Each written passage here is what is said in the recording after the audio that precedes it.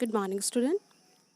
This is our part 6 video for the class 7 chemistry, and the chapter which we are studying is physical and chemical changes. In the previous video, we have learned about the chemical changes, right? We have also learned its property, that how we will identify whether the given changes is physical change or a chemical change, right? And apart from that, we have also learned some of the example, right? We have also learned some of the example. So what example we have learned? Can you remember one or two? We have learned about burning of wood, burning of camphor, shoring of milk, burning of candle, digestion of food, right? And we have also learned whatever it's given in your book, that what is given, that is rusting. Then we have learned about spoilage of food. Then we have learned about burning. Okay, so these things we have learned about the physical and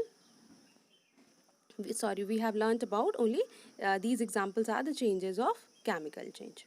Okay, then what we have to learn today is what is the importance of chemical change. Is it important anyway, or is it useless? What do you think, student? Is it important or is it useless? Yes, it is important. Everything is important in life, student. But we are learning about the chemical changes. So, obviously, the importance of chemical changes very, very high. Okay, whatever you see around you, whatever the natural things which you see around you, right? That is also some of them are having chemical changes, but whatever you see man-made, maximum of them are chemical changes. Even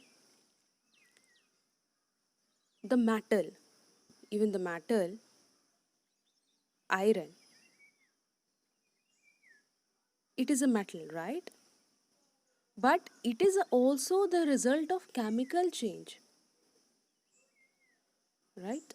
Metal, iron is also the one of the example of chemical change. Why? Because iron, I think you know that iron is extracted, is discovered, you can say, or extracted from the iron ore, and lot of chemical process we have to do. After that we can find the pure iron. So the iron which you see, that is example of chemical change. Even when you fall ill, when you have a fever, when you have a headache, when you have a fever, or when you have a headache, or any problems you are having, that time also, what do you take? You take medicine. What you take? You take medicine. Medicine is also a chemical change. Not only a single process of chemical change. It is a process, it is a lengthy process of chemical change. Okay. Medicine is lengthy process of chemical change. Then we can prepare one of the medicine. I think we have learned in the previous chapter, right? When we are learning about the medicine, then we have learned it, that it is the chemical change, right? And how it is important. Chemistry has given the medicine. So that is also the result of chemical change. Then we have also learned that whatever you see in the previous video we have learned in the previous chapter, actually in the previous chapter we have also learned that plastic soaps, detergent, perfume, even the cosmetics, the cream, the toothpaste, the powder whichever you apply over your face, the kajal, or any cosmetics I have said, even your clothes, even your clothes. That is also the example of chemical change. Understood? So, it's very important in our life. The next thing which we have to deal is the new material, whatever you discover or scientist is discovering, that is also the example of chemical change. Okay, so in this way it is important. Even even when you make the cup of coffee or a cup of tea, there also, if you will mix the milk, the water, the sugar, the tea, leaves, and even you will leave it, stir it, you cannot make the tea. Why? Because it is a till now, it is a physical change. When you will boil, it will mix with each other, it will change its property. Then only it is a chemical change. Okay, so see how simple it is to identify that. And we have also learned whatever you are seeing in the screen, we have already learned that. Then one example is given, or you can say one activity is given in your book. The activity is what you have to do. What the activity is, you have to take a nail. Okay, you have to take a nail and you have to put in three different test tube. Then what you have to do there, what you have to do is, in one test tube you have to boil the water. In one test tube you have to boil the water. In another test tube you have to keep the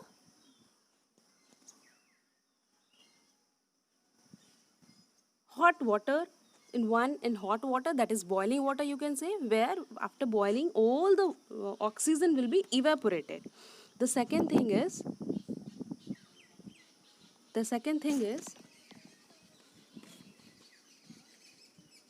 so student, see this screen, we are learning about this activity, that what you have to take three nails and three test tube, in which one will, what you will do in one test tube, you will keep the calcium chloride.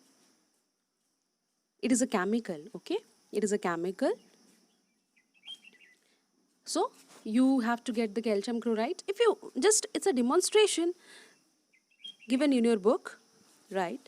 So what you have to do here is, you have to follow this that activity and understand then how rusting take place. So one, what you have to do is, three test tube you have to take, three nails you have to take. In one test tube you have to keep calcium chloride. In another one, hot water. That hot water should be boiled in such a way that all the air should evaporate from it. The third one is about the cold water. You will keep the cold water in it, okay, and you will drop the three nails in it. What you will see after 3-4 days, you're not going to touch any of the test tube in 3-4 days. So what you will see after 3-4 days is, in a cold water rusting takes place, whereas in boiled water rusting will not take place. The third one, which is calcium chloride, you have kept, there also no rusting will take place. One more I am adding from my side. If you take the fourth test tube, and that test tube, in that test tube will be empty. If you keep the nail, then also the rusting will not, and you will cover it, then also the rusting will not take place. Why it will not take place? The reason behind is that for the rusting, oxygen contact is also required, iron nail is required, as well as water contents are required. If any of the three is missing, if any of the three is missing, then rusting will not take place. Okay, student? So in this chapter 2, part 6 video, we have learned only two topics. That is importance of chemical change and one activity we have learned. Now I am giving you the homework. What you have to do? You have to write what is the importance of chemical change in your own words. Don't copy from the book. You have to write in your own words, and you have to write one activity also by which you can say that how rusting takes place. You have to write one activity and one what is the importance of chemical change. Thank you, student.